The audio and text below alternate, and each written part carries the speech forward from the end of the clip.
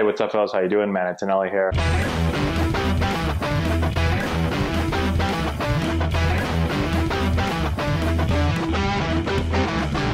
Hey, what's going on, guys? How we doing? Matt Antonelli here. I want to talk recruiting for you just a little bit here. I've been getting a ton of questions.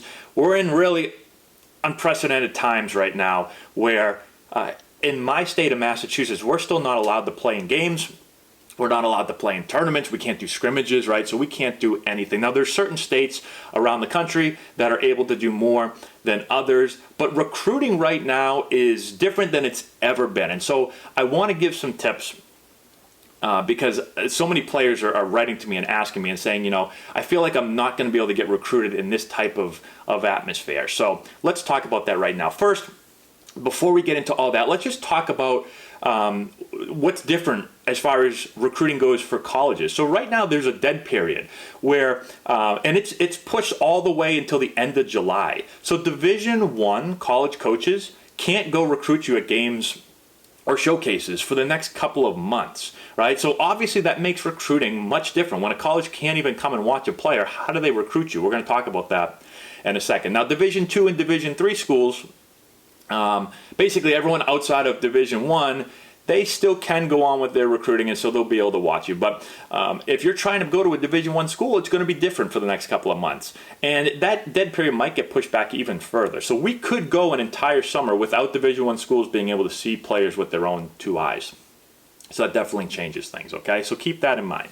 Okay, now, what do you got to do? Now, my advice is still pretty similar to what you've always done in the past. I think you just got to ramp it up a little bit. So you really need two things.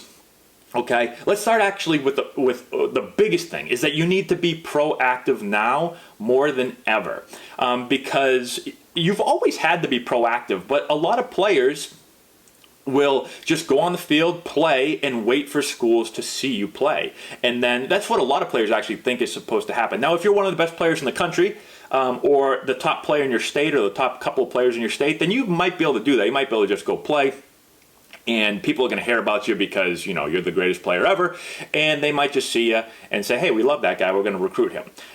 So that does happen every now and then over the years for the top players, but keep in mind right now, even if you are that great of a player, that's probably not going to happen, right? Because Division I schools can't come watch you play. So that has gone out the window, okay? Keep that in mind.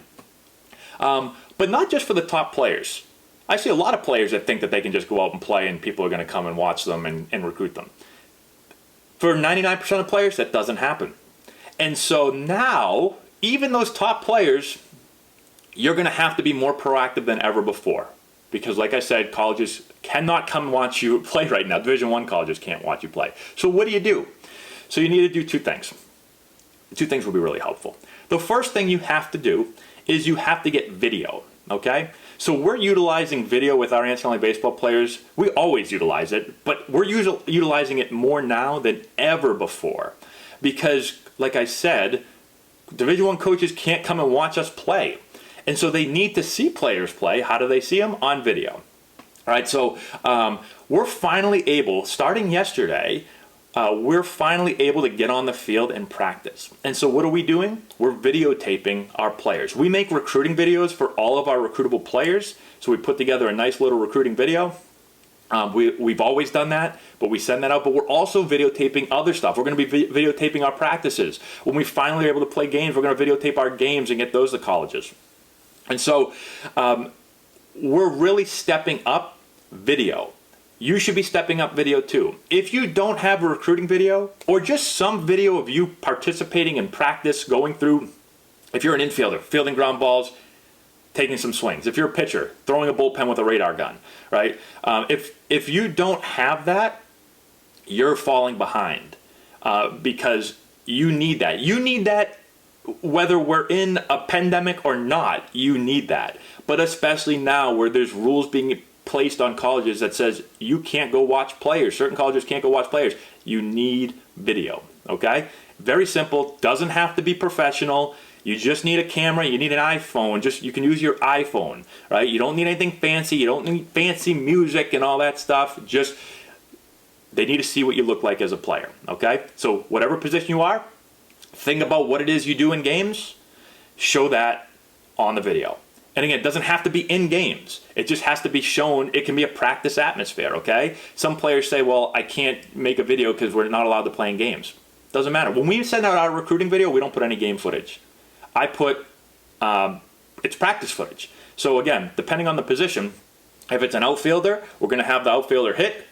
We're going to have them run. We're going to have them field balls, ground balls, and fly balls in the outfield and throw the bases, all right? And we're going to put that on a recruiting video. And that will at least get the college to be able to see your skill set. Now, in most years, what happens is they see that and they say, this guy looks pretty good. I'm going to go watch him. Now, that can still happen at basically every level except for D1. But now for D1, they look at it and they go, oh, that's pretty good. I can't go watch this guy, but let me call his coach and let me dig some more, okay? So that has to happen. You have to have a video.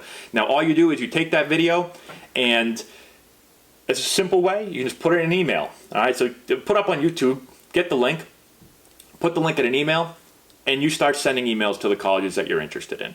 Give them some background info on you, tell them why you're interested in the school, give them your academic info, put the video in, and send that off, okay? Put your references also. We're going to get to references in a second, but put your references. Somebody that can vouch for your ability. Seeing you play, high school coach, summer ball coach, someone that you trust, someone that you know is going to say something nice about you, okay? So then you're going to send that off to the colleges that you're interested in. That is a must. You must be doing that. We have all of our players do that. You have to do it, okay? So that's the first thing. The second thing you need a reference. You need somebody that can vouch for your ability, but someone that a college coach is going to trust. So a lot of times people will say to me, players will say to me, is travel ball important? Do we really have to play? Can I just go to camps and all that stuff? I've made other videos on that, okay? But let me tell you one thing that's important. I think one of the things that's important about playing for Antonelli baseball, not just for us, there's plenty of great programs, but I'm going to focus on my program because I know my program the best. Our program, not really, just my program. There's lots of coaches. I'm focusing on our program because one thing when you play for us is you have a reference that can call a coach or answer a call from a coach, and I can talk to the coach, and the coach can believe what I'm saying is true. Now, this is really important. Not every program works this way.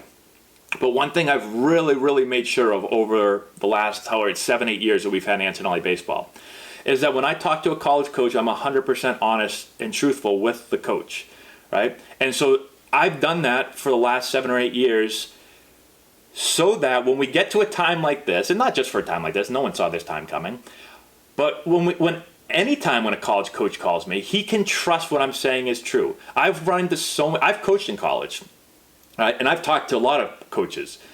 And it is frustrating as a coach when you talk to a travel ball coach or even a high school coach or anything. You talk to the reference, and every player they ever talk to you about is the greatest player that's ever played baseball, right? I used to get that all the time. I'd be going down the roster. How's this guy? Oh, unbelievable. Greatest player ever. D1 player. No doubt. Okay. How's this guy? Greatest player ever. No doubt. D1 player. Got to get him. How's this player? Unbelievable. Got to get him. I'm like, how can you have a roster of all these amazing players? Then I'd go watch the players and I'd be like, now this doesn't always happen, but sometimes I'd watch the players and be like, this guy's nothing like what I was told. Like, this guy can't play at my level. He can't play anywhere close to the level that I coach at, right? Guy said he was throwing 92. He's throwing 81. Like, what is going on here? Okay? So one thing that I've done is I've never, ever done that. I'm honest, right? And so if a coach says, even if a player says to me, Coach, I desperately want to play at Vanderbilt, or I desperately want to play wherever, just name any school. I desperately want to play at Northeastern, or, we're up in Massachusetts, so I'm naming, well, Vanderbilt's not local, but Northeastern is, okay? Or Holy Cross. Let's say Holy Cross and say coach there. Player says to me, Coach, I desperately want to play at Holy Cross. It's my favorite school of all time. I really want to play there. If I don't think the player can play at Holy Cross, I'm not going to tell the Holy Cross coach that he can play there, right? At that point, I'm not doing the player any favors because he can't play there. Like, I've coached there. We've sent players to Holy Cross. I see what that player is, and I just don't project him out to being a Holy Cross player.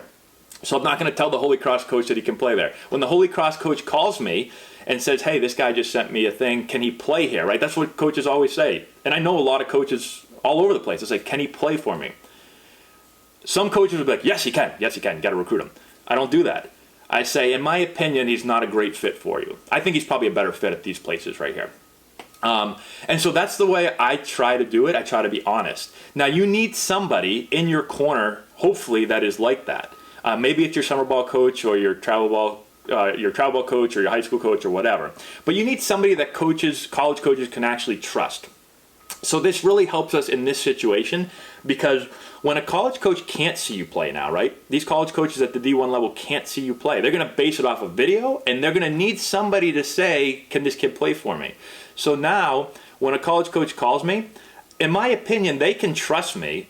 And if they ask me and I say, yes, this guy can play for you, you need to look at this guy, or you need to grab this guy, right? You need to commit him.